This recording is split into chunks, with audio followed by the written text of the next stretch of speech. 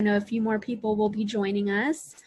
So just a reminder, I know you guys know this because I think most of you all have been here before, but we are doing Q&As at the end. So if you have a question at any point, feel free to drop it in the chat or in the Q&A box, and I will definitely make sure we answer that at the end of the session. Or if you want to wait till the end, you can just pop them all in at once. So we will definitely go through all of that, but let's get started. So today we're talking about which website platform is right for you, and it's going to be kind of looking at from a marketer's perspective, essentially. So knowing what I know about not only running a business, but also about how you market your business online, I've picked a couple of platforms that are really popular that most people that I talk to are using, and I'm just kind of giving a rundown of, okay, here's why this is helpful in this way, here's some struggles with this one. And so I want to share that with you guys, and then hopefully you'll have a few questions or some comments or insights to share yourself. So that's kind of what we're going to get into today. So let's get started. All right, so first up, I want to talk about the first things first, which are the 3 questions you're going to need to answer when looking at either building a website from scratch or looking for a new platform to host or create your site. So first question is, do you want to do it yourself? And that's not just building it, but do you want to manage it? That's something that's really helpful to know ahead of time, is how much management is it going to really take, and do you want to do it? The second question is, how often are you going to update your content? So this kind of goes hand in hand with that management piece. But for example, I write a new blog every week, and I add these recordings every week to my website. And so having a site that's really easy for me to update is super important for me. But I have some clients who create their sites and then maybe add something new once every couple of months. So that can really have an impact on your website and your management of it. And then the third question is, how will you be using your site for your business? So is it just informational? Is it a shop? Are you looking to have some kind of membership? Are you going to be selling services there? Or is it really a means of getting people to contact you? These 3 questions are really important to at least have some general understanding before kind of going through the rest of this, because that will really inform what platform you want to use. A lot of times I work with people who haven't answered these questions, and so when I ask them, they're like, wow, that's a great question, I hadn't thought of that, which there's no reason that they would have thought of that typically. So knowing these questions ahead of time can be really, really helpful, and even if you change your mind later on, that's okay. Just know kind of what you're wanting and expecting so that you can pick the right platform for you. All right, so are you going to do it yourself? These are some more questions you want to be asking yourself. So designing a website has been a lot easier, or has been made a lot easier by some really great businesses over time, and I really believe every single person can make their own website. It's really a matter of, do you want to have to build your own website? So answering these questions of, do you enjoy and understand technology easily? If you really struggle with technology, or if it's not something that you spend a lot of time with, it could be really frustrating, even with some of the more simplistic platforms, to really get into the groove, which doesn't mean you can't do it. It just means it will probably take you a little while longer. Which if you have the time, that's totally fine. But if you are really in a time crunch or have some time budget, then you want to make sure that you know whether or not this will be something quick and easy or long and laborious. Second question is, do you have the content already created to add? So this is something I see a lot, is people will start to create their websites, but they haven't already thought about all the content that they want to include. So do they want to include video? Do they want to include photos? Do they want to write a bunch of copy? Are there files that they need to include? All of this is really helpful to have ahead of time. So then really you can just plug and play into your template or into your design, and you don't have to kind of think through it the whole way. And it also saves you some money, because if you have 2 weeks of a free trial and you already have all that content, then you can just push that 2 weeks back, and then you have those full 2 free weeks to get it all together, instead of having to pay for a website that maybe you haven't even figured out what you want on it. So that's something I've also learned from my own experience and with clients, is it's really helpful if you have all your content sorted and ready, so when you're ready to start designing online, it's really easy and it's right there. Third, do you get easily frustrated by details? So web design is very, very detailed, which is kind of funny to me because I am a pretty detailed person, but not as detailed as I would like to be often. And so I have to focus a lot more on the details of each website, not only from the words and like grammar and proofreading, but even the code that we use. So if there's any coding involved, if there's even just the slightest tweaks, it's all these tiny little details. And so if you get really, really frustrated by those, it may be worth, planning ahead for that. Or if you really love those details, it could be something really exciting and honestly a great break from maybe some other work that you don't enjoy as much. So something to kind of think through is how detail oriented are you? And then lastly is how much time are you willing to dedicate to this process? So kind of mentioned it before, but this is not a simple process.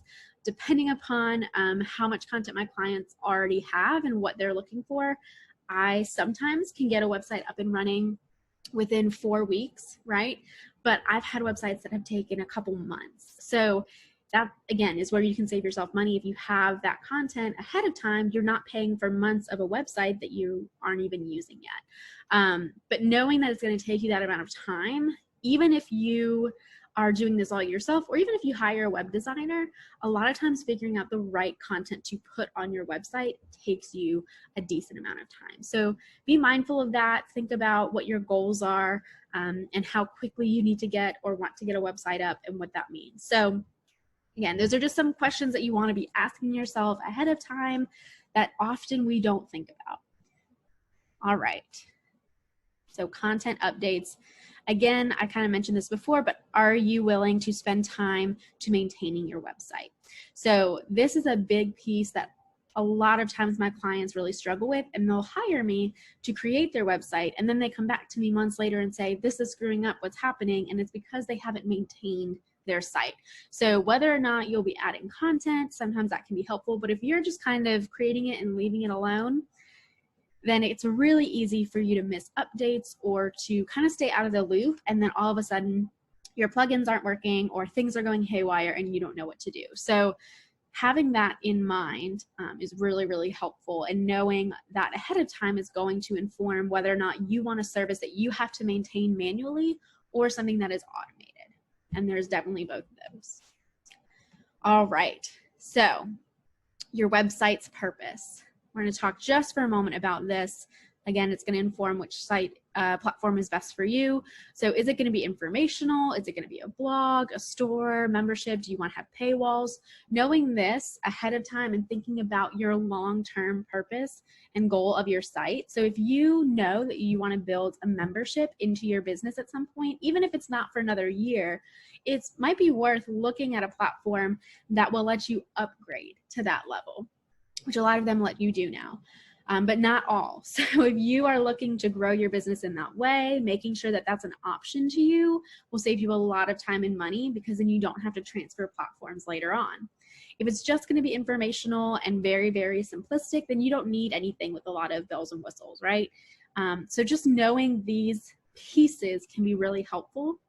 And the reality is that almost any platform that you use, you can kind of MacGyver your way through setting it up. So if you need to set up some kind of membership or paywall or anything like that, even if it doesn't implicitly have that in the system, there are some ways that you can get around that and set it up separately. So just a few things to think about. Again, it's very particular to you, and if you're not sure, then that's okay. It's not the end of the world if you aren't sure where you're going to go. There's certainly pieces of my business that have grown that I had not planned for, and my website would not be able to handle. So I've had to adjust. So thinking about these things ahead of time, though, will help you to make some better, more educated decisions. All right, into the good stuff, the things that we want to really look at, each of the platforms. So I'm going to talk through 4 different platforms. We're going to look at WordPress, Squarespace, Wix, and Shopify, because those are typically the most popular right now, and they're going to cover most of the kind of content that you're probably going to create. So first, let's talk about WordPress. This is a really, really popular one, but a lot of people don't know the difference between the .org and the .com. And so the biggest difference is just how it's hosted. So .org means you have to have your own host. So think of it like your website needs its own home, it doesn't come with a home. You just get the furniture and all the fun, pretty stuff, but it needs a place to stay. WordPress.com, it's the house, it's a fully furnished house. So you have the furniture and all the pretty stuff that you create and put in it, and it comes with a house. So WordPress.com is self-hosted, and WordPress.org is, WordPress.org is self-hosted in the sense that you have to find the host for it, and WordPress.com hosts it for you. The other big difference is WordPress.org is much more customizable. WordPress.com has a very limited amount of templates, and they don't let you download or alter them that much. So you really can be very limited with that, but it's also a very simple and easy system to use if you need something really basic. I'm going to talk about WordPress.org, as that's what I typically work with. And this one, again, you can be really customized, really a large variety of templates. Like, you can do so much with the WordPress.org, but it's also a little more complicated. So let's look at some pros and cons lists. So pros, like I said, it's 100% customizable, especially if you know code or hire someone who knows how to code.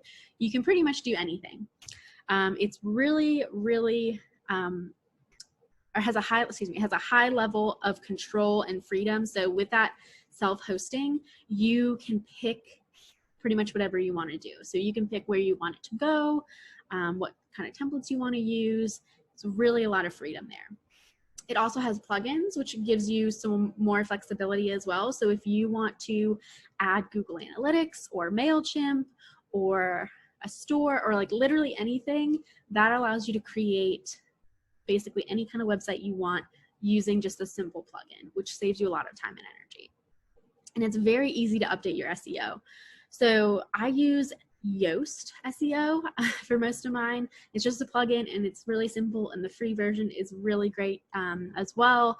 And it allows me to go in and simply update the SEO, and I can tell and check and see if it's working or not, which is always fun. It's a trip to try to get that green smiley face, but once you get it, it's awesome. And then there are thousands of templates to choose from. The hard thing with that, though, is you have so many choices, right? Like, if you're ever trying to find something new on TV to watch, sometimes it's great that you have a bunch of choices, and sometimes you're like, if I just had 5 things to pick from, I could find something.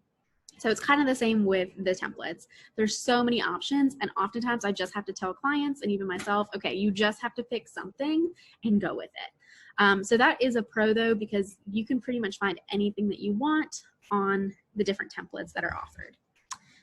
Now, some of the cons, though, is that it is challenging for someone who's not familiar with web design. So even earlier this afternoon, I was talking with a client and just walking through the process of how to update. She was just struggling to really picture in her mind what things would look like, because it's not a visual system typically. So you can add different visual builders and different plugins, right? But in and of itself, it's still not that easy to picture everything and how it works. So it can be challenging if you're not familiar with web design or with code. The other thing too is every template is a little different. So there's hundreds of different builders, different templates that you can use, and all of them have a slightly different setup. So unless you're using the same template over and over again, or something that you've used in the past, it can be really difficult sometimes to understand the nuances of it. And then the other thing too with that is not every template is going to be awesome. So you want to look for ones that are typically going to be or have been updated regularly, that have a good service provider, because most of the time they're not typically through WordPress. So WordPress does have some of their own templates, but a lot of people are using third-party templates. And so while they're beautiful, it does mean that there's no one space that you can go to get help with that template except for the person who developed it, which could be a big, corporate company, or it could be, one stop or a little shop in someone's basement, and they're just cranking out templates, trying to make a couple bucks, and don't have the capacity to respond to your emails. So just something to look at and review and think about when you're looking at those templates. The other thing is that it's necessary to manually monitor and maintain your updates. So I had this problem with a client earlier this week, actually. We had a website that I built them last year. It was really great. They loved it. And then all of a sudden earlier this week, they emailed me and said, hey, all these photos have just like disappeared. And I went on and the whole like slider on the home page, the photos were just gone. And it looked horrible. Like I was so confused. And I went in, I like updated things. Like it just requires this constant kind of upkeep. And while I have no idea what happened with that slider, and we're still figuring it out, it's little things like that that are just complicated. So that maintenance piece is really helpful and can be very frustrating. So think about that and think about how you're going to deal with that, and if you want to take that on or if you want to hire someone to do it for you. And then the last con that I really have found is that not all templates are responsive, and this means that not all of them will switch to match the screen that they're showing up on. So with such a mobile heavy search engine now, so like everyone's on their phone. I mean, even when I was sitting on the couch last night and I was watching Netflix and I was just like, who's this actor? I looked at it on my phone, right? And so that popped up on my phone, and I could tell which websites were designed for mobile and which were not. And so that is a big piece of Google's way of ranking websites as well. So if your template is not responsive or does not have that capability to match the screen size, it can really damage your ranking with Google and just how people enjoy or interact with your site. So just a couple of things there. I still think that WordPress is a great platform. I use it for a lot of my clients and it's awesome. It's just something that I always like to tell people, hey, it is not necessarily always going to be easy. So if you're doing it yourself, just know that ahead of time. And then I also want to talk about the costs real quick. So these are just kind of averages. It could be different for you. But hosting, you could expect to pay about $100 for the first 12 to 36 months. It depends upon the host that you use. It depends upon what kind of offering they're doing, all that fun stuff. I use Bluehost, and you save like, I don't know, you get 50% off for the first year. So I'll send you the link for that, but they do a really great job. I use them constantly. Anytime I'm using WordPress, I do it. They host the domain and the WordPress site, and it's just like really great. They have super helpful customer service, so I love them. The software itself for WordPress is free, so you can download that for any site at any time for nothing. Templates, typically what I get is $59 to $69, but some of them could go all the way up to a couple hundred. So the total estimated cost to create a WordPress site is, I'm going to say, between $159 to $169 for the first year. Now that could change as the years go on, as maybe some of those discounts disappear, all that kind of stuff. But with the template, you're only going to have to buy that once. So really you're looking at maybe $100 to a couple $100 to maintain it over time if you're not hiring a designer. So that's just kind of the base cost there. Something to think about. It's really not that bad for a website. All right, Squarespace. I gotta fly through these. Okay, so Squarespace, I am a little biased. I'll try to stay objective because this is my favorite platform. And I like it really because it's very simple to set up. They have a lot of great domains. They have a lot of great templates, and they host your domain, or they allow you to host it somewhere else and just point it to the site. They have automatic updates, which is great. There's an incredible knowledge base with both videos and articles, and I can pretty much find out any answer I need to any question I have. And then once you build out your content, it's really, really easy to set up the site itself. So it's a visual builder, and once you figure out exactly how it works, it's really simple. I mean, I could probably create a basic Squarespace site in just a few hours if I have all the right content and it all works right. So it's a great platform, and it's becoming more and more popular over time. A couple cons is you can only use Squarespace templates. They have about 70 of them, and I think they're all great, but that does limit what you can do. The templates, like I said, can be limited based on which ones you pick, and so you may not have like sliders or space bars or anything like that, and so you kind of have to get creative there. The visual editor can take some time to adjust, and it does have some limitations, so that can get a little frustrating. And sometimes you have to find the right tool to get exactly what you want. So they have a lot of options, but things like a glossary versus a summary block, which are just names of the different ways that you can build out things, you just kind of have to plug and play. So it's really simple if you know how to use it, but if you've never used it before, it kind of takes a little bit of time. There's a slight learning curve, but it can be really simple, and once you understand how to use it, it's easy to update. The cost, so just for the subscription, which includes template, it includes if you're going to move over your domain, anything like that, it's around $216 a month. If you do an annual payment, it's a little bit more than that if you do it monthly, but I think that's a pretty fair price for all the things that you get with it. All right, next is Wix. Now I've used this, but I don't typically use it. So I know it's improved over time, but this is just from my experience and some research I did. It does have a visual builder and slight coding, so you can kind of tweak it as you want. It's self-hosted, which is great. And then it has a lot of great templates and a lot of responsive designs. So those are really, really helpful. And it's a site that you can create quickly and launch without too much hassle. So I've heard a lot of great things about Wix. I just don't use it personally, but I think it's coming up on my list. A couple of cons, it does have limited SEO options, and then it's still pretty new, so they're fixing some bugs. I have had that issue before where I've been working on a site and it just kind of has some weird glitches. And then it has a less than stellar customer support service. Both from my experience and from some stories I've heard. And to me, support is a really key thing. But if you feel really confident about your abilities and you enjoy figuring things out, this could be a really great system for you.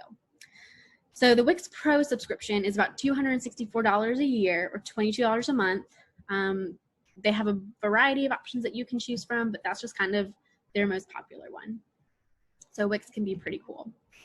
All right, the last one, Shopify. Now this is really for people who are selling products or have some kind of inventory, but if you're selling services, you could also use Shopify.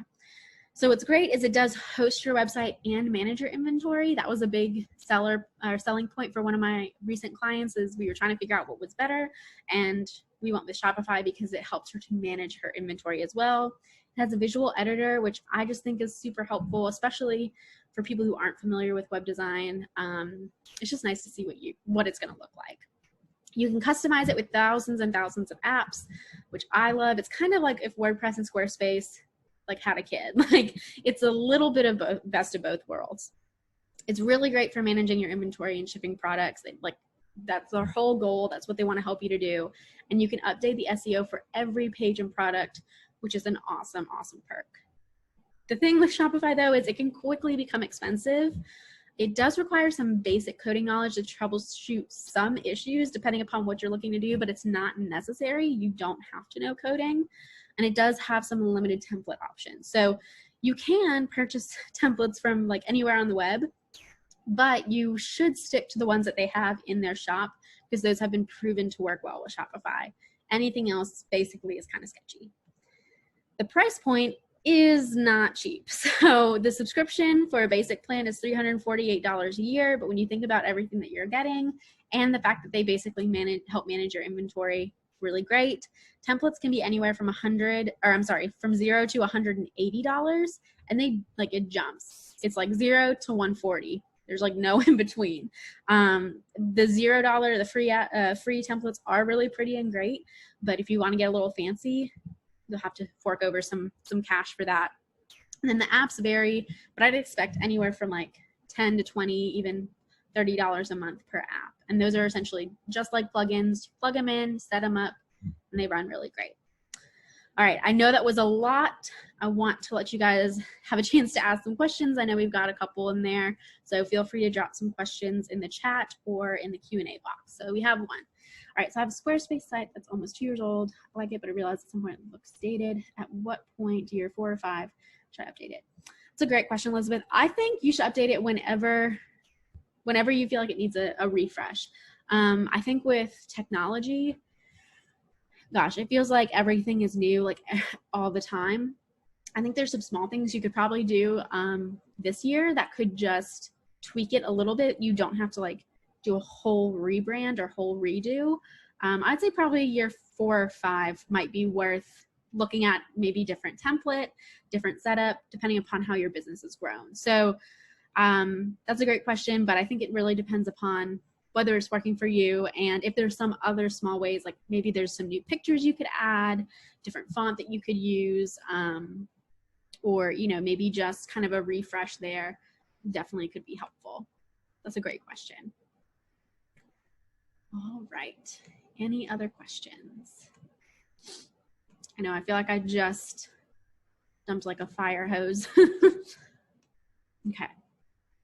We talked about the pros and cons of WordPress. Were you talking about WordPress.org? Yes. So when I was talking about WordPress, I was talking about WordPress.org. WordPress.com is a whole different thing. And I've used it before in the past, but I haven't used it probably within like the last year or so, except to move someone from that WordPress to the other.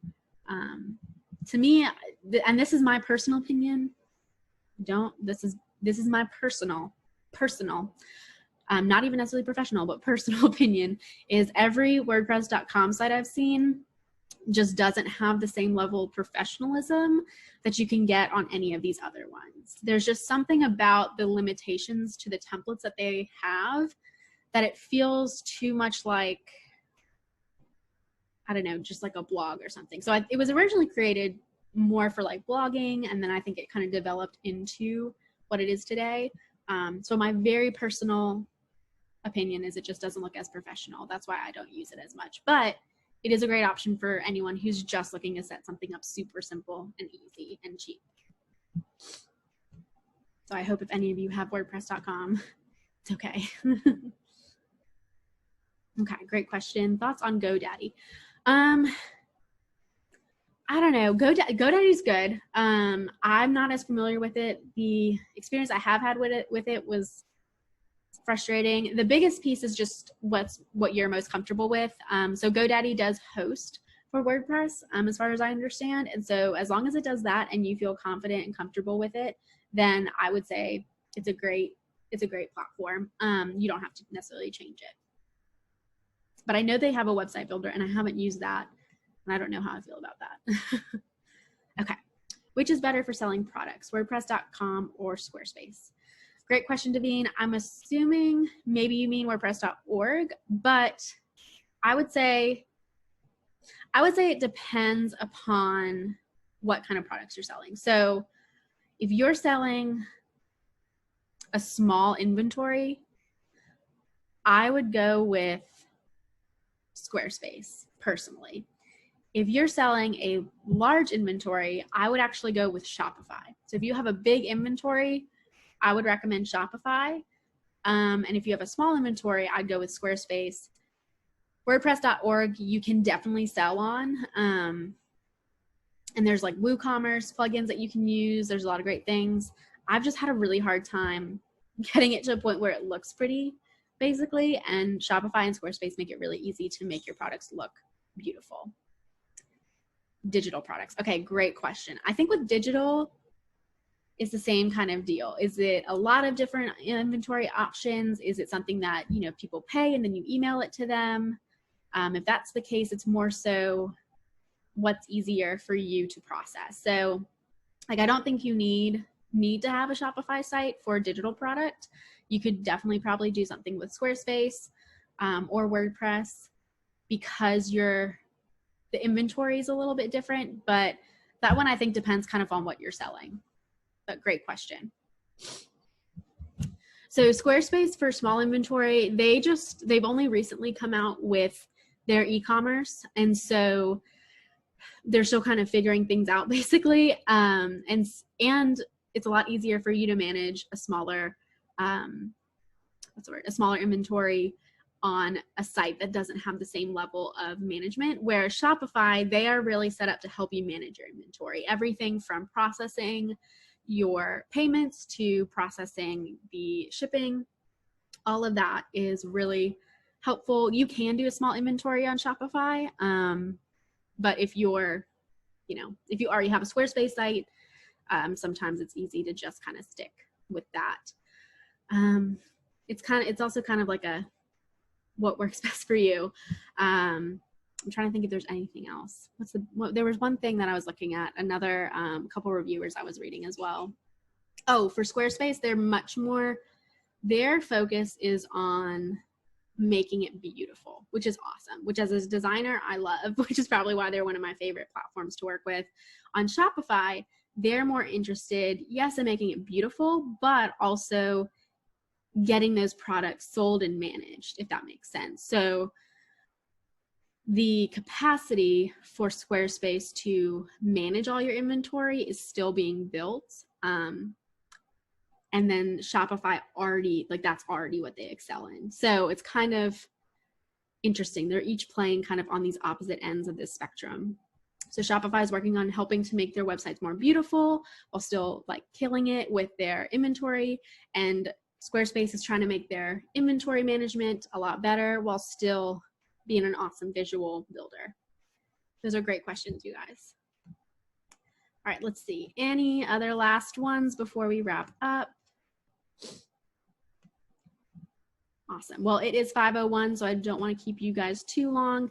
These are wonderful questions. And if you guys have any more questions, please feel free to reach out and send me an email. I'd be happy to talk with you.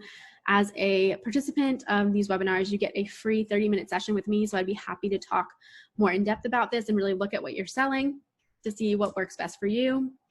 And then, yeah, I think that, oh, let me do some quick announcements. So next week, we're going to talk about when it's time to hire a web designer and how much you should pay, because some people overpay and some people underpay. And then also the beta test sign up is ending on the 22nd, and then the test will begin on the 24th. So it's coming up. So if you want to sign up, or if you know someone who would be interested in being a beta tester, please feel free to share that information with them. It'll be in the email. You can even forward the email along with the recording of this. And then the September guest presenters. I'm super excited. It'll be super fun. Kind of a break from seeing me every week, but I wanted to bring in some people who have a different viewpoint and skill set than myself. So all of the information about who's coming in and what they're speaking on is going to be on the website. But we've got 4 people, and my mother is going to be one of them. So I'm really excited because she is a smart lady and is going to do some awesome, awesome things. So if you need anything, please let me know. I hope you guys have a wonderful day and get to spend some time outside. It's beautiful. All right, I hope to see you guys back here next week.